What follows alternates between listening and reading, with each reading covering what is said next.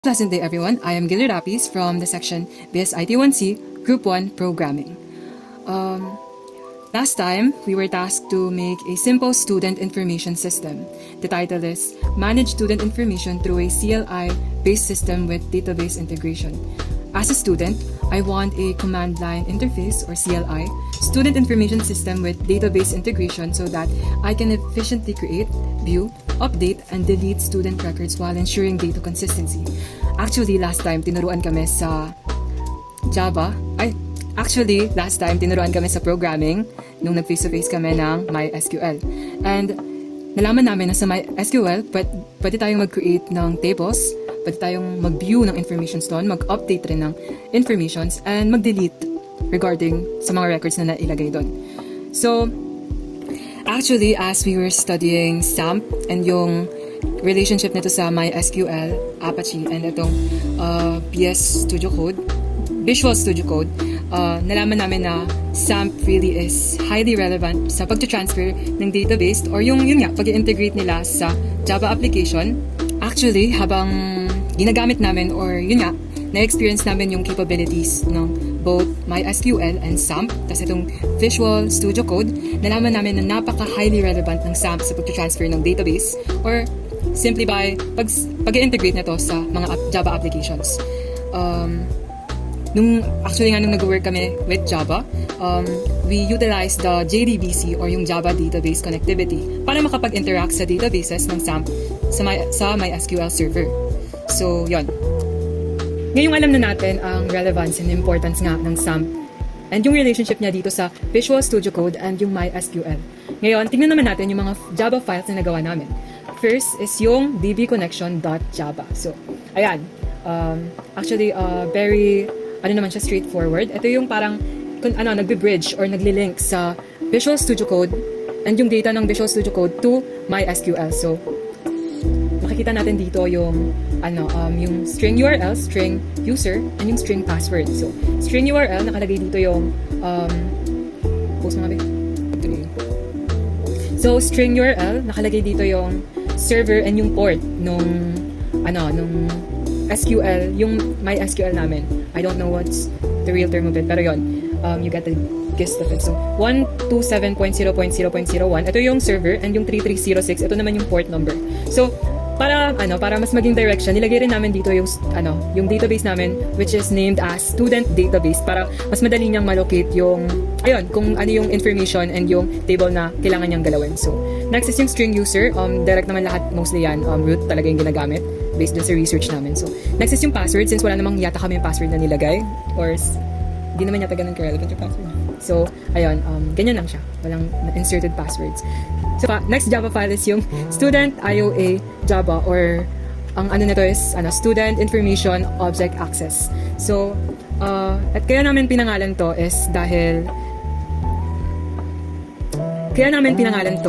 itong student IOA or information object access is kasi ito yung connection link between sa Java application and yung database namin sa MySQL. This allows the application to interact with our database gamit yung na-establish nga na connection with the help of JDBC or yung Java Database Connectivity. So, as you can see here, nag-create kami ng another file which is yung student.ioa.java dito sa VS Code. So here, these are the codes na ginamit namin. And first, gumamit kami ng import java.sql pati scanner. Dito sa connection na to, ito yung nagsisilbing yung nagta-throw or nagko-connect sa SQL. Then, okay. Dito naman, sa system outprint, lahat po ng information, which is yung student name, age, gender, email, and etc. Para mascan ito sa next line, and para mag-input siya doon mismo sa SQL. Kaya po tayo gumamit ng connection con is equal to dbconnection.getConnection. Next is, again, ito yung mga information niya, same as this information. Then, gumamit naman po tayo ng setString para dun sa parameter or dun sa varchar natin, which is nakalagay dyan yung mga information din natin. Then, again, gamit ulit tayo ng yung DB connection para mag-insert or tawag dito, mag-convert or pumunta siya dun mismo sa SQL natin.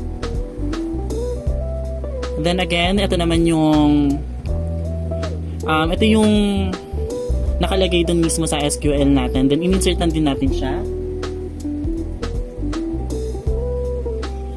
Ito yung magdadirect dun mismo. Once na nag-run, mamaya i-run natin and makikita nyo na hihingin yung mga information nyo, and once na okay or nag-successful yung informations nyo na binigay, or once na na-insert nyo yung mga informations nyo, directly mapupunta po siya sa SQL. So dito naman sa string na to, para mas maging fixed yung mga case na to, gagamit ulit tayo ng another set string or yung parameter para mag-set or mag-fix yung mga case dito sa column na to. Then again, gamit ulit tayo ng connection. And eto na nga yung mga string na once na ma-insert nyo yung mga information nyo, lalabas dito sa magra-run dito sa output nyo. And then another tawag dito, once na mag-run siya, directly mapupunta na rin talaga siya sa mismong database nyo. Lastly, gamit ulit tayo ng another connection. Then dito naman sa string na to, which is yung select from etc. And then katulad nito, and again, eto muna tayo. Dito naman, pag not found yung student ID na inano nyo, ito yung lalabas, which is dito siya manggagaling. And dito. Pero kung tama naman, mapupunta po agad kayo sa next output niya, or yung after nung in-input ninyo. Then dito rin, sa are you sure, etc. pupunta rin siya sa next line. Then dalawa na yung pagpipiliin nyo dyan, which is yung yes or no. Then yung delete from students, then yung record, ito naman once na na-delete nyo siya, ito yung lalabas once na ma-delete nyo yung in-input ninyo. Ngayong napag-aralan na natin or napag-usapan na natin yung dalawang Java file, which is yung student IOA or student information object access, and yung DB connection, so or yung database connection .java na file. Next naman is yung student information system.java na file. So actually given naman to import Java util scanner. So makikita natin to sa pag nag-run tayo ng CMD, which is yung gagamitin natin kasi nga CLI based yung process na gagawin natin sa pag-input ng information or ng student information. So ayun, given naman siya, mag-import yung bale, just like any other codes, scanner, yung codes na nag-aano ng scanner. So, import Java util scanner. Then, public class student information system. Ito yung name ng file natin. So, student information system.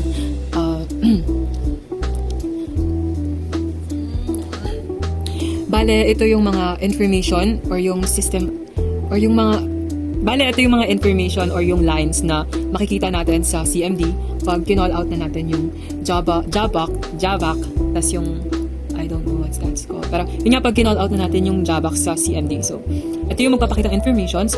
Since scanner to, interactable siya. So, pwedeng, interact. So, dahil nga sa scanner ito, interactable siya, o pwede tayo mamili dito sa bawat, numbers. So, yan.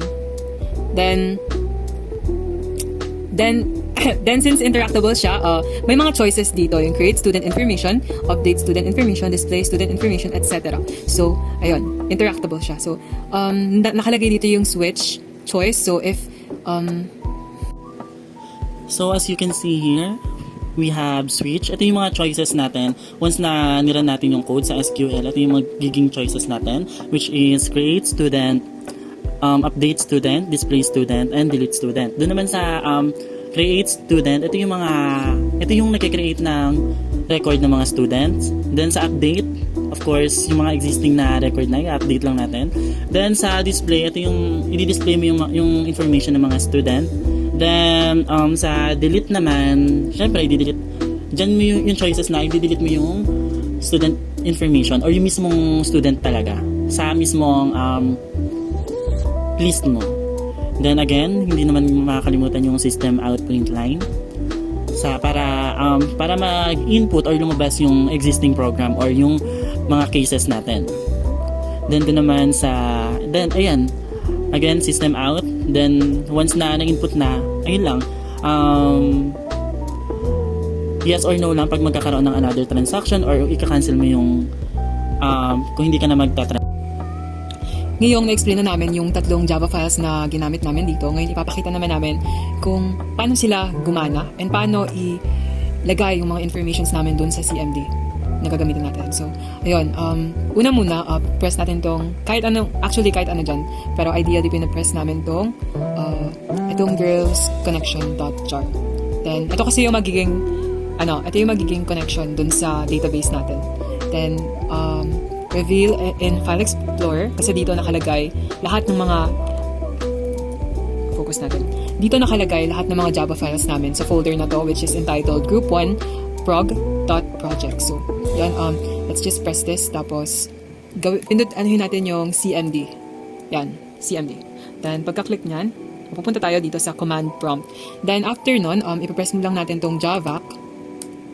Then, itong, tapos, period, tas Java. Yan. So, pag naano mo na yung code na yan, press mo lang yung enter. Yan, magpapakita yan. So, actually, meron kami ditong nakasave na code, which is ito, Java CP girlsconnection.jar student information system. Para ma-access natin yung ito ang student information system.java na file. Para magpakita siya dito sa CMD.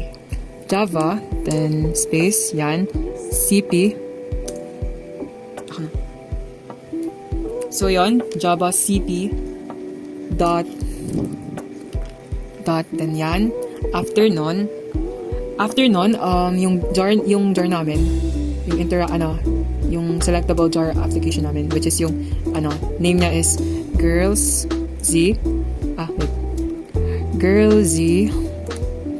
connection .jar. Ngayong nalagay na natin yung jar, next naman is yung student information para magpakita siya sa CMD. Information system na Java file namin. Call out natin yan. Then, pag pinas natin yung enter, ayan, magpapakita na yung student information system. So, here we can choose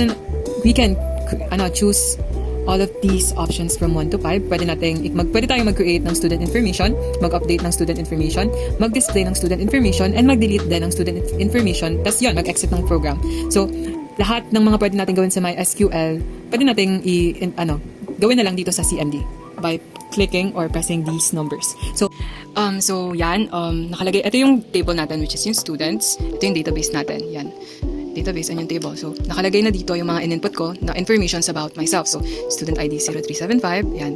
So, by using this CMD, mas mapapadali yung process or yung pag-i-input natin, pag-delete, pag-update, and pag-display ng student information.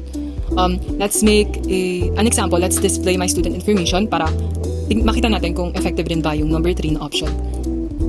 Okay, let's copy-paste this para mas mabilis.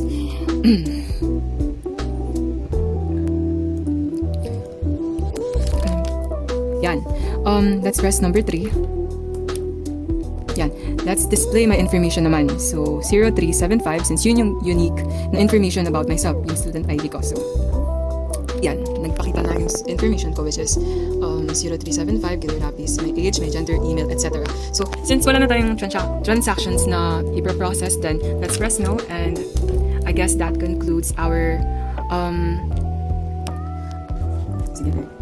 So, I guess that concludes our activity or yung final project namin, which is yung simple student information system, manage student information through a CLI-based system with database integration. So, yon, since may mga ka-groupmates kami, we will add their informations dito and i-screenshots na lang namin since napakita na naman namin yung processes ng mga, ng CMD and kung paano gumana yung bawat options to. So, I would also like to thank my groupmates for cooperating and offering their help and knowledge sa pagko-code and pagko-code ng activity na to.